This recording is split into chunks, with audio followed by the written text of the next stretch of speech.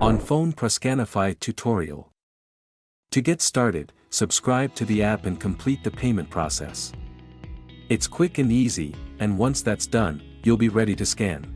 After subscribing, tap Start Scanning to begin. Select Scan Barcode. Simply point your phone's camera at the barcode, and the app will automatically scan it.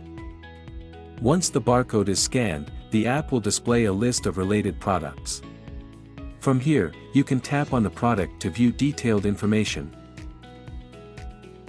If you prefer, you can manually enter a barcode instead of scanning it.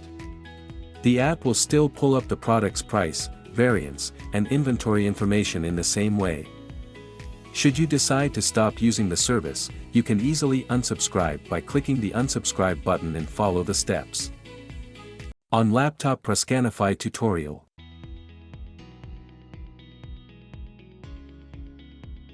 Click on the Install Proscanify App option to add it to your desktop. As with the mobile version, you'll need to subscribe and complete the payment process to get full access. Once payment is done, click Start Scanning to begin using the app. Unlike the mobile version, the desktop app doesn't support barcode scanning via camera.